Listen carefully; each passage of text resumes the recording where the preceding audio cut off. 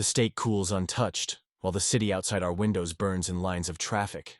Lights move like currency, fast, decisive, never sentimental. She set 2 plates, 2 knives, 2 crystal glasses with a wine neither of us tastes. The decanter throws a ruby stain across the marble like an expensive accident. Alina doesn't sit. She stands at the head of the table with her hands on the back of the chair the way she grips earnings calls. Knuckles pale, smile precise. Her reflection floats in the glass behind her. Sharp jaw, hair pinned into something architectural. The dress you wear when you plan to win and don't want anyone to see you sweat. You're late, she says. I brought dessert, I tell her, lifting the paper bag. Lemon tart from the corner bakery. The kind we used to share, 2 forks and a sliver of quiet. It looks stupid now. I set it down, carefully, like it might bruise. Line was long. Lines are long for people who have nowhere to be. She doesn't look at the tart. She looks through me. Zayn, we can't keep doing this. There are sentences that rearrange a room. This is one of them. The table feels farther away, the carpet deeper, the roof lower by a fraction only bones can measure. Say it clean, I tell her. I'll hear it better. We're over. She says it like firing an intern. Efficient, polite, human enough to avoid a complaint, cold enough to make sure the lesson sticks. Then she adds, as if reading from the policy manual, you won't let me carry you anymore. And I can't carry the company and a husband who's unambitious. Jobless, I offer, a smile of steel and nothing. That's the word you've been practicing. Her eyes flicker. It's what you've chosen. I chose you, I say. Everything else was logistics. You chose hiding. She draws a breath that lifts her shoulders and sets them again. You're talented, Zayn.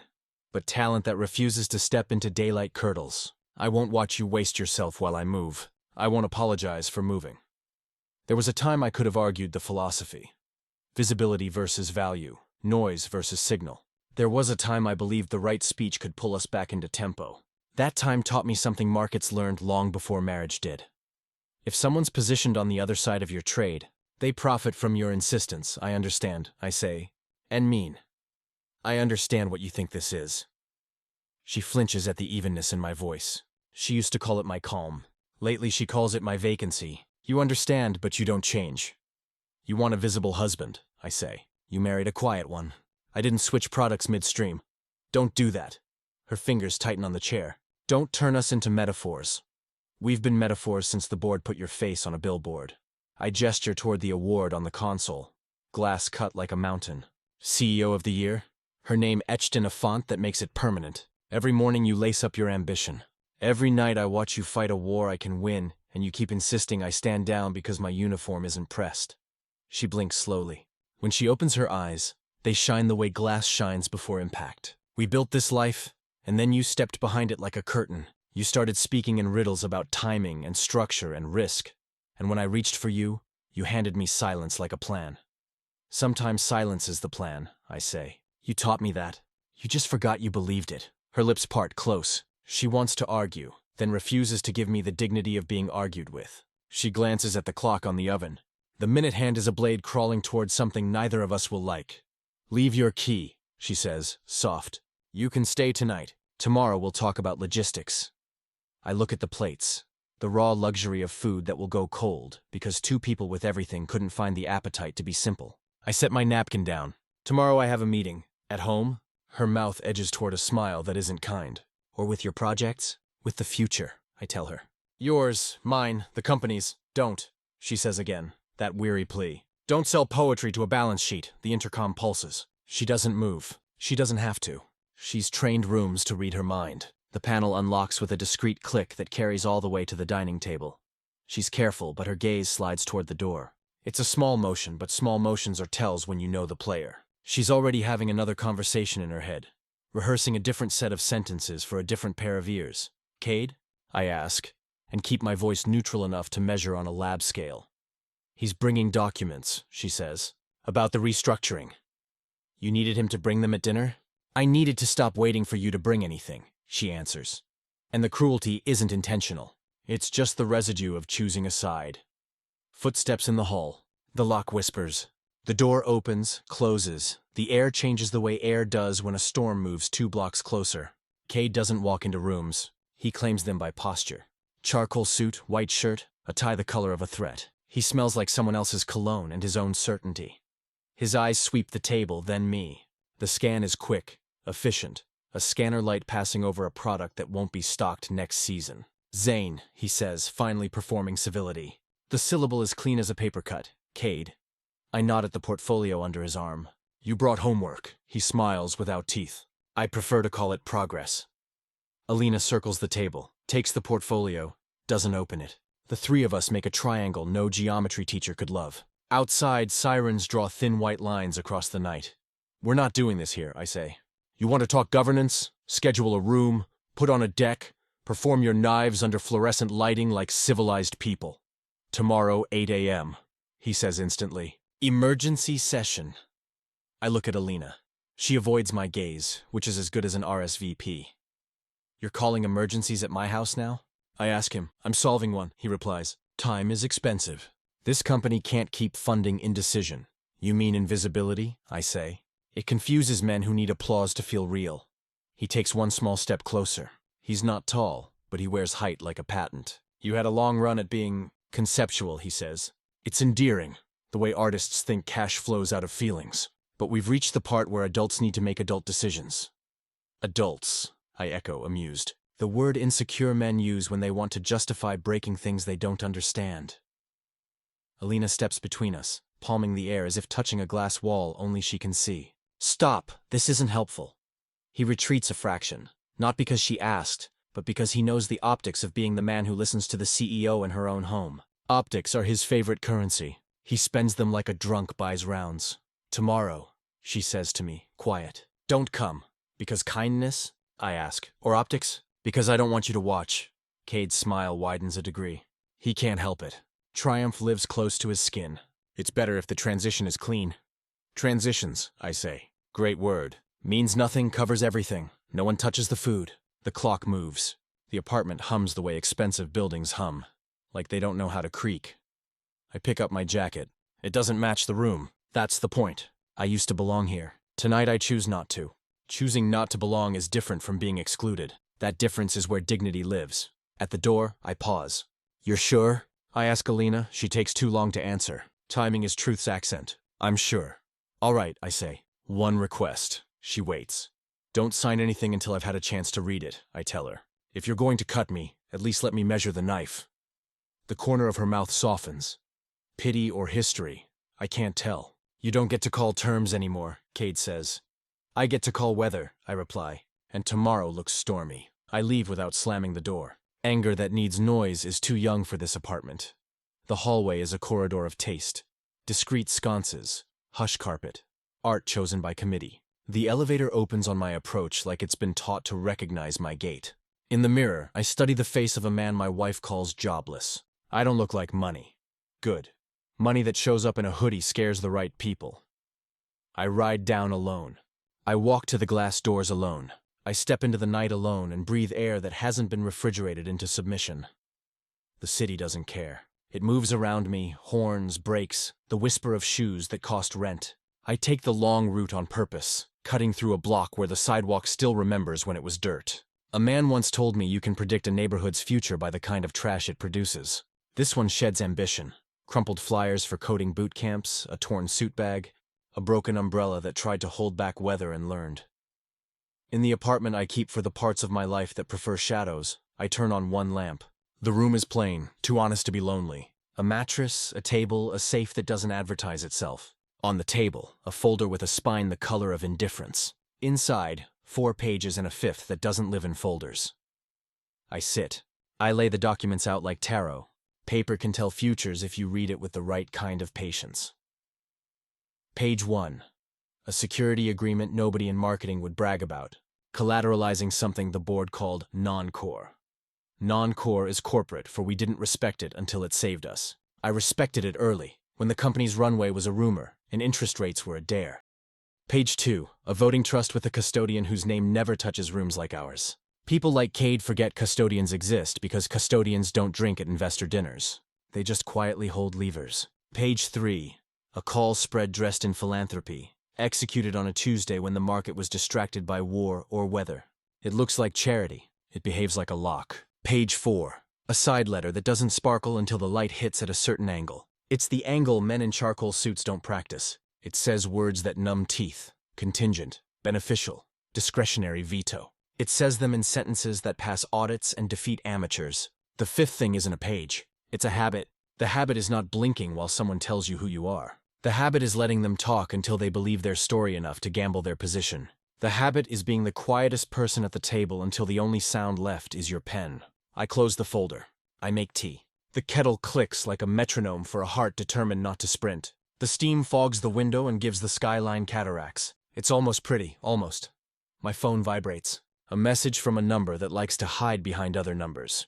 Emergency session confirmed. 080, bring your dignity. No signature. He thinks anonymity adds flavor. It adds evidence. I don't reply. Silence tonight is a scalpel. I sit at the table and let the tea go from scalding to drinkable to something you finish out of respect. I think about the first time Alina called me jobless. It was a joke then. She was exhausted, half laughing, tipsy on champagne and praise, her cheek on my shoulder in a car too big for two people who grew up small. My jobless genius, she murmured. Don't ever make me carry you. I kissed her hair and promised. I kept the promise in a language she later refused to read. The night stretches. I open a drawer and take out the ring I bought with stupid money in a smart year. It's not the one I proposed with. Paper cup, marker heart, we were that kind of brave. This one I bought when we became the kind of people who needed proof to remember their own vows. I planned to give it on a night the numbers loved us. I never did. It sits cold in my palm, heavy like things that should have been light. When I wake, it's to a pale rectangle of sun on the floor, and a mouth dry from honest sleep. I dress in clothes that don't apologize for being plain. I look like the kind of man you forget at receptions. Good. I've made a fortune being forgotten. At the mirror, I practice one expression, listening. Then I practice another, mercy. Mercy is dangerous if you hand it to wolves. It's beautiful when you build with it. Today I don't know which it will be. Back at the penthouse, the door opens to a draft that smells like citrus, and the way expensive hides their stains. The plates from last night are gone. Someone wiped the ruby accident away. The room looks like nothing happened, which is another way of saying something did. Alina stands by the window with her back to me, shoulders squared to the city like she's about to push it into a different shape. She turns. There are purple half-moons under her eyes, and the kind of calm you earn after a night spent bargaining with floors. We should go separately, she says. You're worried about photographs? I ask. I'm worried about me. She meets my eyes and holds them. If you come in with me, I'll try to protect you. And I can't protect you from this. I nod once. You never had to. She lifts her chin a notch. It's such a small movement, and it makes me want to hug her and disappear at the same time. Zayn, she says, and my name is a bruise she's finally looking at. If I sign something today, it's because I think it's necessary. Necessary is how knives call themselves spoons, I say. I'm not your enemy. I know, I say, and don't add. I built all of this to save you from the man who wants to be. Cade steps in from the hall like a cue. He doesn't bother with greetings. He's a man in the right scene at the right beat. Clock, he says, tapping his wrist with a knuckle. Let's not be late for history. I look past him at the city. The glass shows three silhouettes that do not agree on who is central. I take my jacket from the chair, pat the pocket where paper waits to be a fact, and move. In the elevator, we ride without speaking. The numbers tick down. 38, 37, 36. Each floor is a layer of air we won't breathe again. On the ground level, the doors part on a lobby that smells like polished stone and decisions. We branch different directions at the revolving doors, the way married people do when they start training for separate lives. I walk. I don't look back. The morning stretches like a tightrope toward 8 a.m. Every step is a choice I made long before today. The folder is light under my arm. The habit in my chest is steady. She called me jobless. She isn't entirely wrong. Jobs end. Ownership doesn't. I take one breath, then another, and let the city take me where it takes everyone who refuses to be loud to be believed, toward rooms that mistake silence for surrender, until silence opens its hand and sets down the truth. Tomorrow they'll try to erase me from her company. Morning breaks like a reluctant confession. Light creeping in around the blinds, quiet enough to make me believe the night didn't happen. But the other half of the bed is cold, the kind of cold that says goodbye hours before words do. My phone buzzes on the nightstand. Alina, breakfast? Civil talk. No lawyers. Civil. That's her favorite adjective when guilt wears heels. I stare at the message until the letters blur. Then I type, 10 minutes. The cafe she chooses isn't ours. It's new, minimal, somewhere she can hide behind reflections of other people's mornings. She's already there when I walk in, posture perfect, cup untouched, a small stack of documents by her hand. Even on a Saturday, she's in a blazer. Some people wear armor. Alina wears management. When she sees me, her expression softens into something rehearsed. "You came?" you asked nicely. I sit across from her. "That's rare lately." "I didn't sleep," she admits. I kept thinking, maybe we can at least end like adults. Adults, I echo. That word again. The corporate way of saying no feelings allowed. She exhales. "Zayn, I didn't want it to end at all. But the last 2 years..." She stops herself, shaking her head. "You're brilliant, but brilliance that hides itself looks lazy. You say you're working on something, but what?" Every time I ask, you just smile and change the subject. Because explaining the structure would mean telling her she was the structure. I was protecting something, I say. From what? Me? From collapse, I answer quietly. She laughs once, sharp and tired. "You talk like we're in one of your strategy decks." "Protect what, Zayn?" "We built everything together. Me at the front, you behind the curtain. It worked, until you vanished." "Not vanished," I correct. "Just shifted. Someone had to hold the foundation while you climbed." Her lips part, but no words come out. It's the silence of someone realizing the house they live in was built on a floor plan they never saw. I still remember the first office we couldn't afford. A single room above a tea shop. Rent paid in optimism and late-night noodles. She coded, I pitched. I built spreadsheets from chaos. She turned chaos into culture. We were 23, sleepless, half in love, half terrified. When clients laughed at our logo, she redrew it herself. When investors said, "Find someone credible to lead," she stepped forward. "I'll be the face," she said. "You make sure the face doesn't fall off." So I did. While she dazzled the press, I negotiated the contracts no one wanted to read. While she smiled on magazine covers, I sat in meetings where money asked for pieces of us in exchange for survival. Every empire needs a ghost, and I learned to haunt ours well. The first time the company nearly died. Series A. Liquidity drought. I brokered a bridge loan through a shell fund registered under Meridian Star Holdings. Alina thought it was a random investor. She thanked them in her acceptance speech. That was the night I realized how much safer we were when she didn't know where the lifelines came from. If she knew, she'd tell, and if she told, they'd take. That's when Document 5 began to exist, not as betrayal, but insurance. Back in the cafe, the waitress brings eggs and silence. "Alina doesn't touch her food. Why didn't you tell me?" she asks softly. "Because you would have stopped me." She frowns. "You talk like it's a war." "It was," I say. "Just one we won quietly." Her eyes search mine, and for a second, the CEO vanishes. What's left is the girl who used to nap on my shoulder while her code compiled. "I miss when we didn't talk like this," she whispers. "When we didn't need metaphors." "We outgrew them," I say. Though part of me wonders if we just drowned in translation. A phone rings. Hers. She glances down, then silences it. I catch the name flashing before the screen goes black. "Cade. Important call," I note. "Just work," she says too quickly. "He's handling the restructuring since you fired your husband," I finish for her. "Zayn, please." I lean back, study her. "You trust him?" "I trust his results. Results are numbers. Trust is intent. You know the difference?" She presses her lips together. "Don't lecture me." "I'm not. I'm warning you." "About what?" "The same thing I warned you about 3 years ago." She stares. "What do you mean?" I look around. The cafe is full of sound. Spoons, laughter, traffic through glass.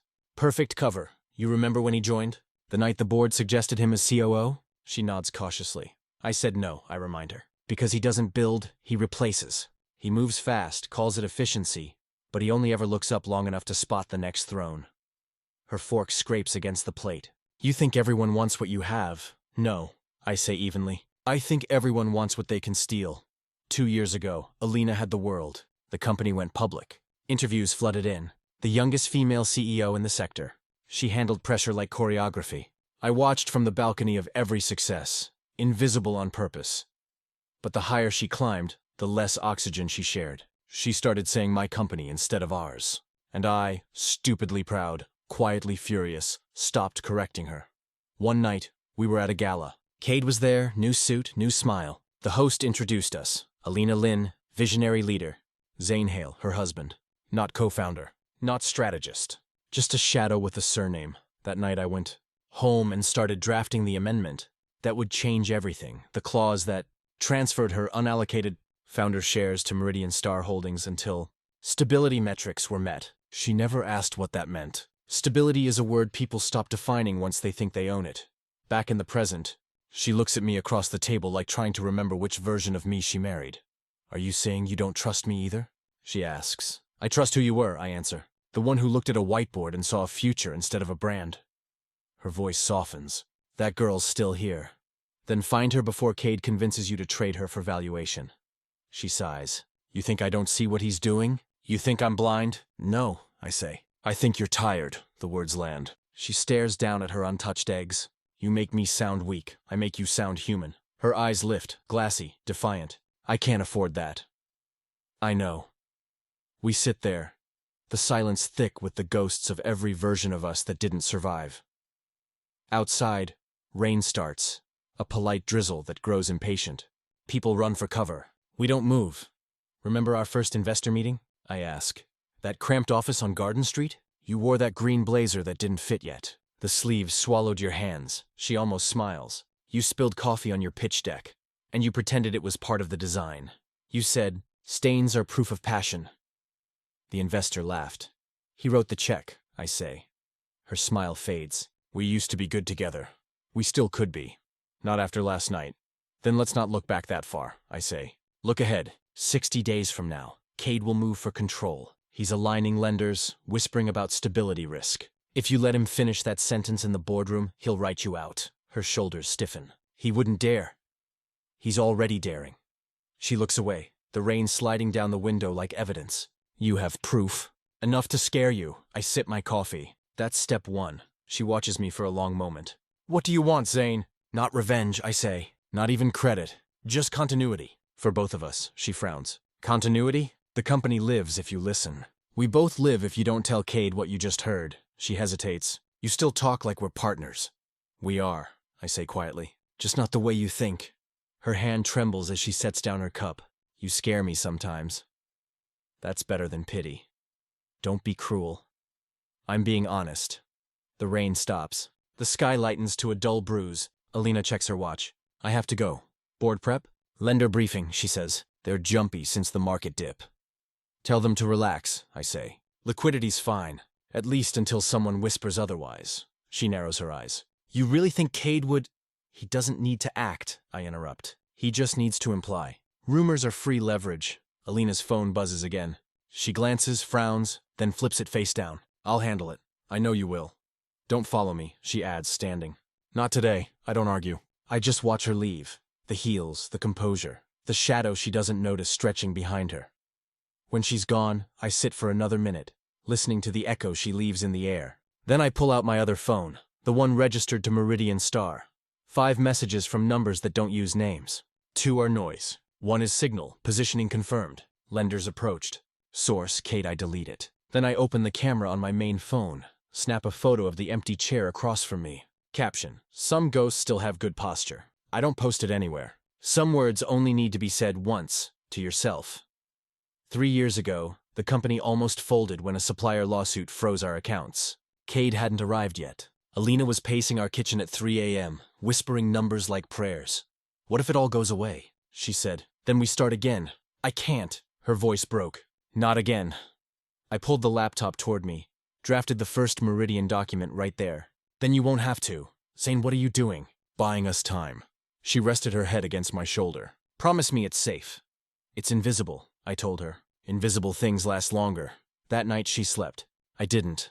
Back in the present, I walk home through air that smells like wet metal. The city hums louder than usual, like it knows a story's about to break. When I reach my apartment, the light on my spare phone blinks again. Different number this time. I unlock it. Unknown. You might want to check your covenants. Margin event triggers at close. I read it twice. The man even signs his sabotage now. I pour a drink, lean against the counter, and let the message burn into me until the words rearrange into something useful. It's starting. I look at the folder on the table. Document 5, waiting like a weapon still in its sheath. Tomorrow, the game moves from hearts to balance sheets. And Alina will learn the price of visibility when value stops being polite. Chaos doesn't announce itself.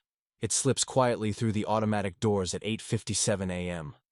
By 9, the air in Olivia Capital feels like static before a storm. Phones buzz. Assistants whisper. Screens glow with numbers painted in red. On every monitor, our stock chart looks the same. a cliff masquerading as a graph. By 9:05, the whispers solidify into sentences. Unstable governance. Restructuring uncertainty. Major lender reconsidering exposure. Cade's handiwork. I step out of the elevator and see the panic moving like heat across the open floor. Interns pretending to look busy, analysts pretending not to read headlines, Alina pretending she isn't terrified. She's standing near the glass wall of her office, phone pressed to her ear, voice clipped and commanding. Yes, we're aware of the volatility. No, there's no internal conflict. The fundamentals remain unchanged. A perfect CEO sentence. True in tone, false in spirit. When she hangs up, her eyes find me through the glass. She doesn't signal me in. She doesn't have to. We built this company with glances. Words are just decoration. I walk in. She doesn't look up from her screen. They're pulling lines, she says. 2 funds already. One's demanding collateral assurance. The other's threatening to downgrade our credit outlook. And Cade? Nowhere, she says. Which means everywhere. I nod. You're still letting him handle investor relations? Her jaw tightens. He's vice president of operations. I can't just bench him because you hate him.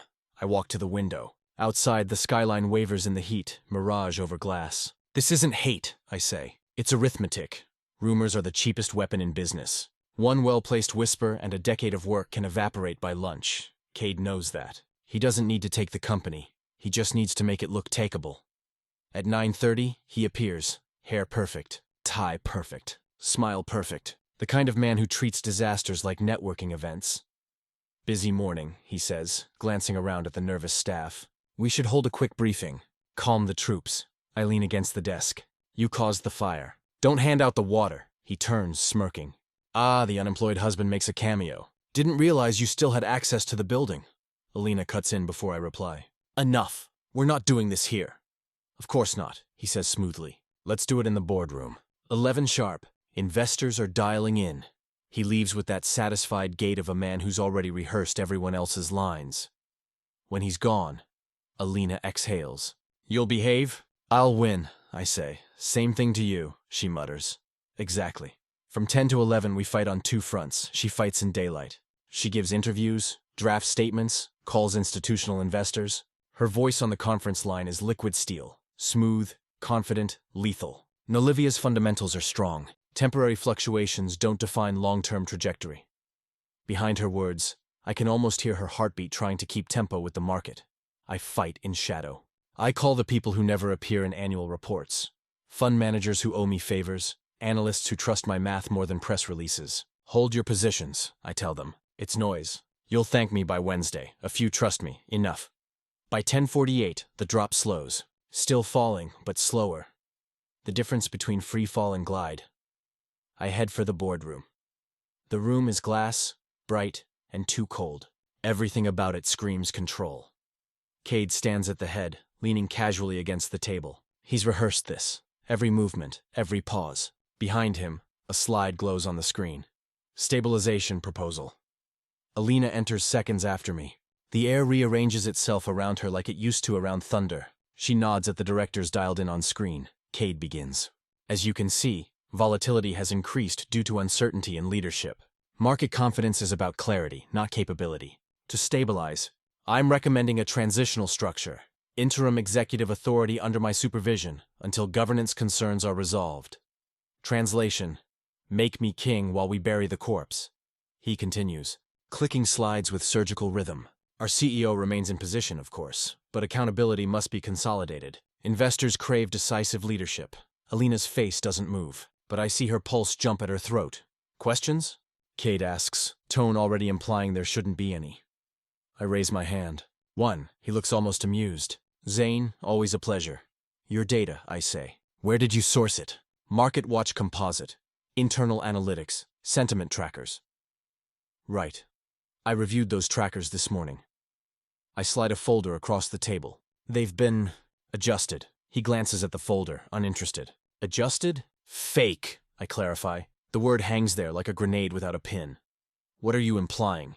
He asks, voice tightening. That your sentiment index was generated by 3 proxy accounts tied to a single IP. Yours. Laughter stirs around the table. Uneasy, brittle. Cade's eyes harden. You can't prove that. I already did. I say. Our IT logs flag repeated access patterns from your device. You ran a script to simulate investor chatter. Panic posts, fake analyst tweets. Classic misinformation spread. Not clever, just lazy. He blinks, calculating damage. This is absurd. Then you won't mind me forwarding it to the audit committee. A long silence. Then Alina speaks. Do it, she says. Everyone turns to her. Her voice is calm, but her knuckles whiten around her pen. Forward it, Zayn. If what he's saying is true, we can't afford to ignore it. Cade stares at her, disbelief curdling into something uglier. You're taking his word? I'm taking the numbers, she replies. And the numbers don't lie. That's the first time she's defended me in years, and somehow it hurts worse than silence. Cade slams his hand on the table. You think I'd risk my career for a few percentage points? No, I say. You risked it for control. You wanted her seat. You thought sinking the price would make the board desperate enough to crown you savior. Where's your proof? I project the internal email he sent to a lender 2 nights ago. Temporary instability could justify leadership transition. Hold positions until restructuring passes. Alina's hand flies to her mouth. Cade, he straightens, jaw tight. You hacked my email? You used company servers, I reply. That's not hacking. That's reading. The room erupts, half the board shocked, the other half quietly thrilled. Alina stands. Effective immediately. You're suspended pending investigation. Cade's face twists. You don't have that authority. I do, she says, because the board just watched you destroy your own credibility live. The directors on screen nod. One murmurs, agreed. Another says, motion carried. It's done. Cade rips off his badge, slams it onto the table, and storms out. The door's hiss of air seals behind him like punctuation. Silence. But Alina doesn't smile. She's staring at me, eyes wide, unreadable. How did you even get those logs? I wrote them, I say simply. She tilts her head. You what? I built the sentiment module 5 years ago when we needed an early warning system for investor fear. You thought it was a third-party tool, she laughs, incredulous. So all this time, I wasn't jobless, I finish for her. She sits back, hand covering her mouth. The realization hits her in slow waves, memory syncing with truth. You owned it? I ask. No, just protected it. Ownership's too loud a word. Her laugh catches, breaks. You could have told me. You would have stopped me. She leans forward, eyes glistening. Not with pride, not yet forgiveness. Just understanding. You saved us, I shake my head. We saved us. You defended me in there. That's new, she smiles faintly. Guess I'm learning visibility isn't everything. And I'm learning value doesn't have to hide, I reply. For a second, the noise of the room fades. It's just us again. 2 people who once believed they could build a world from thin air. Aftermath by 2 p.m., the headlines shift tone. Nolivia clears internal turmoil. COO suspended amid audit. CEO reasserts control. Stock stabilizes after morning drop. Flat. Not rising, not falling, just flat. In the market, that's mercy. Alina leans against the window, phone pressed to her chest. Relief flickering across her face. The auditors are on it. The investors are calmer. You were right. It was all noise. Noise only matters if you listen, I say. She studies me. Zayn, thank you. I give her a tired smile. For once, that sounds like you mean it. She steps closer. I do. The distance between us shrinks to something survivable. Her perfume carries the faint trace of rain. You know, she says, if I didn't know better, I'd think you planned this whole day. I wish I was that cruel, I say. You're not cruel. She hesitates, then adds, just quiet. Too quiet. Quiet keeps things standing, I murmur. Her eyes soften. Maybe I was wrong about you. You were right, I say. I was invisible. You just never asked what I was doing in the dark. Her breath catches. And what were you doing? Making sure the lights stayed on. The boardroom empties by evening. Only the hum of monitors remains. The city outside bleeding orange into the glass. We sit together for the first time in months without pretense.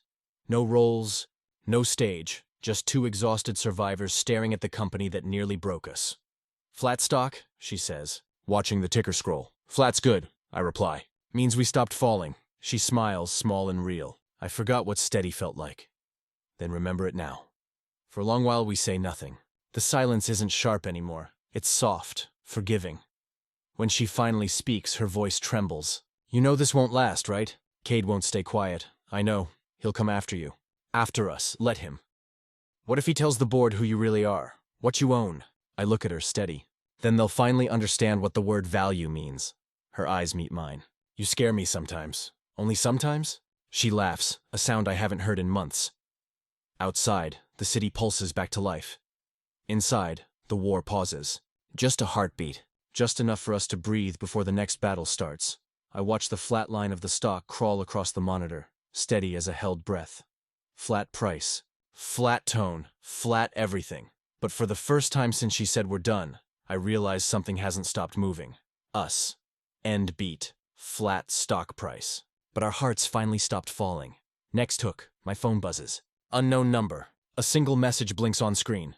You think it's over? Check your inbox. Time to tell the world who your jobless husband really is. I smile, pocket the phone, and whisper to myself. Round 2. Dawn enters through the east-facing glass like a careful auditor. Soft steps, hard truths. The city is half asleep, half ambitious. Cranes frozen in mid-reach. Buses yawning themselves awake. I stand by the window in a shirt I didn't iron, the tie still in my pocket like a decision deferred, and ask myself the question I've avoided since we drew our first wireframe on a whiteboard that wobbled when the fan was on. What does it mean to own someone's dream? I've owned paper, votes, structures, things that behave when you talk to them like numbers. But a dream is a moving target. It changes shape when it learns how to breathe. And somewhere along the way, Alina's dream grew sharper edges while mine sank deeper roots. And we called that divergence strategy because the alternative was admitting we were afraid. My phone buzzes once on the sill. An email lights the screen. Board session. 8-0. Governance agenda. Final. No subject line ever looks so innocent while holding a knife. I turn the tie over in my hands. A gift from Alina back when we still left notes in coat pockets for each other to find. For your first investor day, the card had said. I never wore it. I liked being the man who didn't need a tie to close a room. This morning, I folded around my throat, not for the board, not for Cade, for her, for the memory of a paper cup ring and a promise we didn't know how to balance sheet. I leave the spare apartment and walk to the building where Nolivia Capital wakes every day to rehearse greatness. The lobby smells like polished budgets and lemon, the marble pretending it was always meant to carry this much hurry. She's there before me. Alina stands in the middle of the floor alone. No entourage, no cosmetics aggressive enough to frighten anxiety out of the room. She wears black like a verdict and looks like a person who has learned how to sit inside a storm and keep her hair dry. When she sees me, something unclenches in her face then tightens again. Hope. Restraint. Both obedient to public relations. You came early, she says. Voice low. So did Dawn, I answer. It always does. She glances toward the elevator. Cade called a vote. Interim CEO. For stability. He's consistent, I say. He only wants power he can spell. Her mouth twitches. Can you stop being poetic for one morning? No, I say. It's the only way I avoid yelling. We step into the elevator together. The doors close. The mirror returns our reflections with the kind of bias that favors survivors. She adjusts her cuff. I don't adjust anything. The silence isn't hostile. It's loaded, Zayn, she says without looking at me. If I lose today, you won't, I say. And if I do, then we build a different battlefield. She nods once. If I win, we build a better one. The elevator opens to the executive floor. The boardroom is a glass rectangle pretending to be neutral ground. Neutral places only exist for people with nothing to lose. The rest of us bring our gravity with us. Directors' faces stare from screens. Some in offices where night still owns the window. Some already lit by morning. Placeholders read observer. Badges gleam. Microphones mute and unmute like blinking eyes. The air is refrigerator cold. Someone said it that way on purpose. Cold makes hands still. Still hands make fewer mistakes. Cade arrives last, charisma zipped to the collar, tie a color expensive men choose when they want to be photographed. He sets a leather folder on the table and thanks everyone for joining with a smile that mistakes theater for respect. He doesn't look at me like I'm furniture. He looks at me like I'm drywall, a surface he plans to paint over. Shall we begin? He says, already beginning. Alina takes the head of the table. It is her seat, whether or not the room agrees. She clears her throat. We're here to resolve governance questions and restore market clarity. I'll keep this brief. Cade doesn't give her the courtesy of brevity. Given recent volatility, he says, cutting in smoothly, I move that we appoint an interim CEO with consolidated executive authority for a 90-day stabilization period. For the avoidance of doubt, I'm willing to serve. He says it the way cliff edges volunteer gravity. On the screens, a few heads tilt. A director in a navy sweater leans forward. Is this pre-cleared with lenders? Lenders crave decisiveness, Cade answers. We've had anything but. He clicks, and a deck appears. Transition timeline, key risks, stability actions. It's well made, the way a counterfeit bill is well made, until a certain pen says otherwise. And what does the current CEO think of this proposal? The navy sweater asks, all eyes anyway. Alina doesn't blink. I oppose it, she says. Because it's unnecessary. Because it rewards the arsonist. Cade smiles like a man on a date about to win a bet. Let's avoid personal metaphors. This is business. Exactly, I say. So let's talk facts. I lay a thin envelope on the glass. Plain paper, unglamorous. The kind of physical modesty that hides structural violence. My voice doesn't lift. It doesn't need to. This is a trust deed, I say. Executed and notarized. It transfers a controlling slice of beneficial interest in Meridian Star's holdings of Nolivia shares into a dual-key trust. Cade's smile pauses. English? 2 keys, I say. 2 signatures. Nothing moves without both. Not votes. Not conversions. Not restructurings disguised as stability. He laughs. Too quickly. Cute. You think that scares the market? This isn't for the market, I say. It's for the board. For Alina, for me. I look at her. A line through the middle of the knife. If we cut together. Her hand doesn't move. Her eyes do, widening then wetting in a way only someone who has memorized her could see. She whispers, not for the mics, just for the 2 of us. You're giving up control. I'm giving up the right to save you from you, I say, and you from me. Ownership without partnership is just a better word for custody, Cade scoffs. This is ridiculous. A romantic gesture dressed in legalese. The company needs decisions, not couples therapy. Decisions like appointing yourself as interim CEO after manufacturing panic, I ask. Or emailing lenders to hold back until you could claim the throne? We've seen your intent. This is ours. He looks to the screens for allies. Silence. The kind of silence that makes a man realize he overestimated his audience. The Navy sweater director leans closer to his camera. Council has reviewed this trust? I nod. Filed this morning. Stamps on the last page. You'll get the digital copy after this session. That was fast, Cade says, voice too light now. What did you do, forge the timeline? I started drafting it the night she called me jobless, I answer. I finished it when you texted me, check your covenants. Thank you for the nudge. Alina stares at the envelope like it's a heart someone put on the table and asked her not to flinch. 2 keys, she repeats. 2 or neither, I say. A director clears his throat. Motion to reject the interim CEO appointment on grounds of newly disclosed governance structure and conflict risk. Seconded, another says. Cade straightens. Last card in his hand, last card already burning. Before you vote, full disclosure. Your quiet shareholder here isn't just a husband hovering around a company he didn't build. He owns more than you think, in more places than your compliance forms can dream of. Do you want the market to learn you're effectively controlled by a marriage? I turn to Alina. Would you like to answer? She looks at Cade first. When she speaks, her voice is not loud. It simply refuses to ask permission. The market already knows we deliver. As for control, she glances at me. It just learned we invented a way to share it. No tremor. No apology. A decision made out loud. On the screens, heads nod. A vote populates, green bars overtaking red. The motion passes. Cade's interim fantasy dissolving into the polite pixels of defeat. He doesn't explode. Men like him don't. They freeze in place and pretend the freeze is a pose. He collects his folder, arranges his tie like he's adjusting oxygen, and gives us the smile of a man who plans to burn the theater when the audience goes home. This isn't over, he says. It is for today, Alina replies. Security will see you out. We don't watch. He leaves off camera. His exit a rumor in the HVAC, footsteps, a door sigh. The kind of silence that follows a story that forgot how to end itself. The meeting moves on. Audit updates. Stabilization language. A pre-cleared release that uses the word clarity twice without blushing. I don't hear most of it. I'm listening to the sound inside my chest. That unfamiliar rhythm that happens when the dragon you've been feeding and fighting finally decides to nap. When we adjourn, the screens blink black. The glass room becomes a mirror again. For the first time today, she lets go of the table. She comes to me with careful steps, like the floor might slip if she moved too fast. Up close, victory looks like exhaustion with better posture.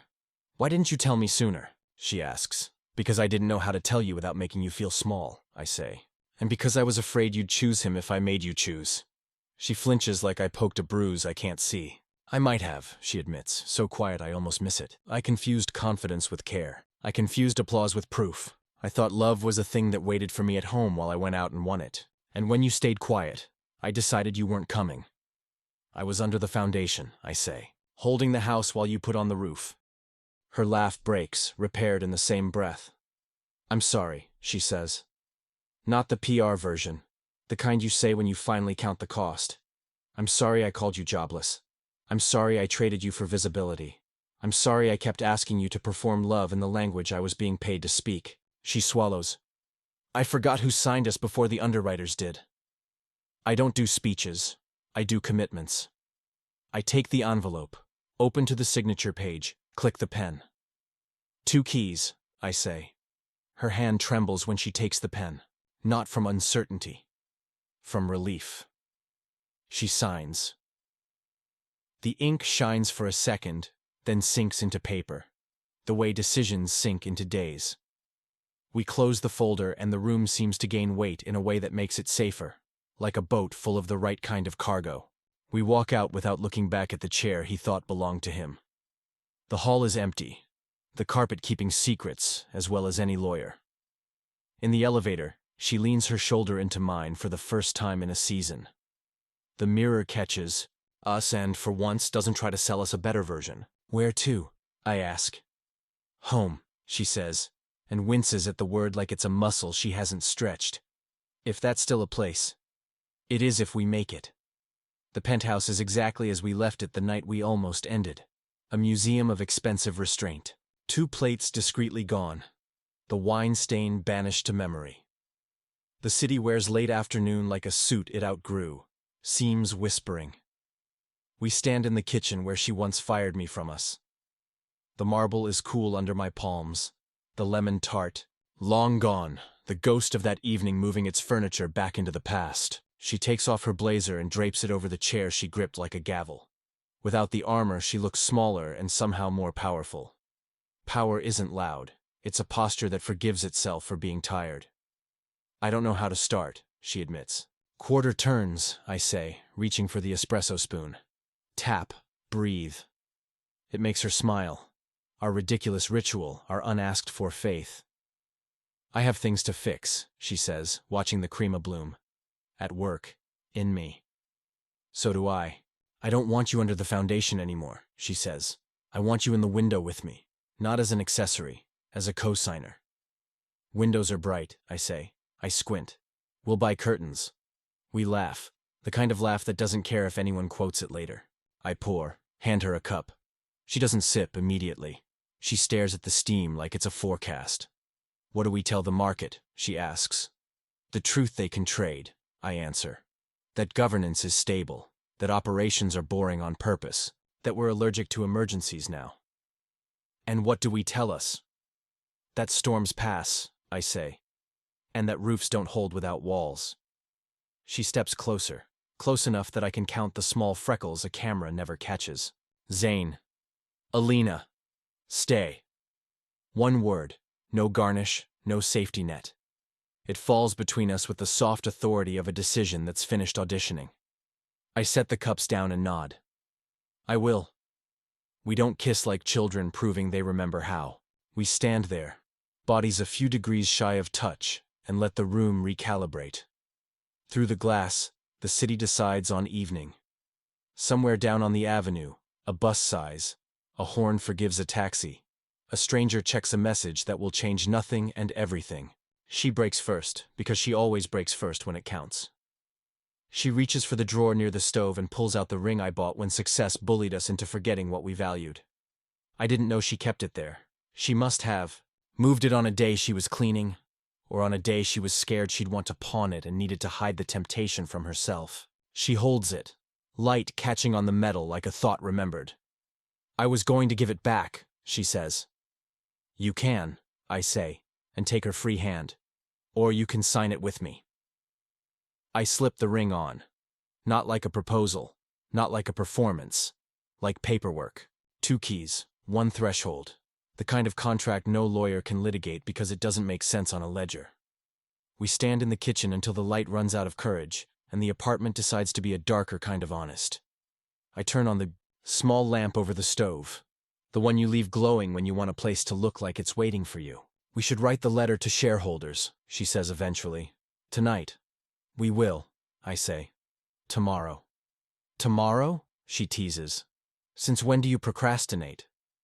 Since I learned what ownership means, I say. Sometimes the most valuable asset is an unhurried hour. She nods, eyes soft, shoulders loosening out of their public shape.